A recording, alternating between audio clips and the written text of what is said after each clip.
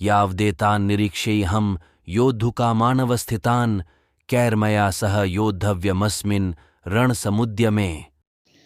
मुझे उन लोगों को देखने दीजिए जो यहाँ पर धृतराष्ट्र के दुर्बुद्धि पुत्र दुर्योधन को कह रहा है को प्रसन्न करने की इच्छा से लड़ने के लिए आए हुए हैं। योत्स्यमानान्वेक्षेऽहं य एतेऽत्र समागताः धार्तराष्ट्रस्य दुर्बुद्धेर्युद्धे प्रियचिकीर्षवः। यह सर्वविदित था कि दुर्योधन अपने पिता धृतराष्ट्र की साठगांठ से पापपूर्ण योजनाएं बनाकर पांडवों के राज्य को हड़पना चाहता था। अतः जिन समस्त लोगों ने दुर्योधन का पक्ष ग्रहण किया था वे भी उसी के समान धर्मा रहे होंगे। अर्थात जो व्यक्ति दुष्ट व्यक्ति के साथ दे रहे हैं वे सब भी उसी प्रवृत्ति के होते हैं। अर्जुन युद्ध प्रारंभ होने के पूर्व यह जान लेना चाहता था कि कौन कौन लोग आए हुए हैं जो दुर्योधन का साथ दे रहे हैं। यह भी तथ्य था कि वह उनकी शक्ति का जिसका उसे सामना करना था अनुमान लगाने की दृष्टि से उन्हें देखना चाह रहा था। यद्यपि उसे अपनी विजय का विश्वास था क्योंकि कृष्ण जी उसके बगल में विराजमान थे। एव मुक्तो हृषिकेशो गुडाकेशेन भारत सेनयोरुभयोर्मध्ये स्थापयित्वा रथोत्तमम् भीष्म द्रोण प्रमुखतः सर्वेषां च महीक्षिताम् उवाच पार्थ पश्यैतान् संवेतान् कुरुणीति।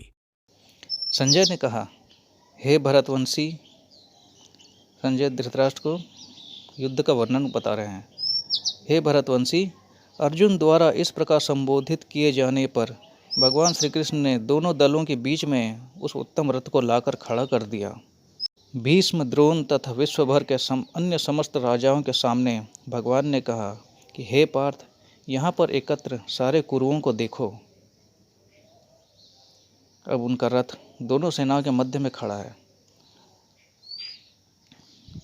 श्री कृष्ण जी अर्जुन से कहते हैं, अब लो देखो कि सामने कौन कौन विराजमान है। समस्त जीवों के परमात्मा स्वरूप भगवान कृष्ण यह जानते थे कि अर्जुन के मन में क्या बीत रहा है। इस प्रसंग में ऋषिकेश शब्द का प्रयोग सूचित करता है कि वे सब कुछ जानते थे। इसी प्रकार पार्थ शब्द अर्थात प्रथा व या कुंती पुत्र भी अर्जुन के लिए प्रयुक्त होने के कारण महत्वपूर्ण है। मित्र के रूप में वे अर्जुन को बता देना चाहते थे कि चूंकि अर्जुन उनके पिता वसुदेव की बहन प्रथा का पुत्र था, इसलिए उन्होंने अर्जुन को का सारथी बनना स्वीकार किया था।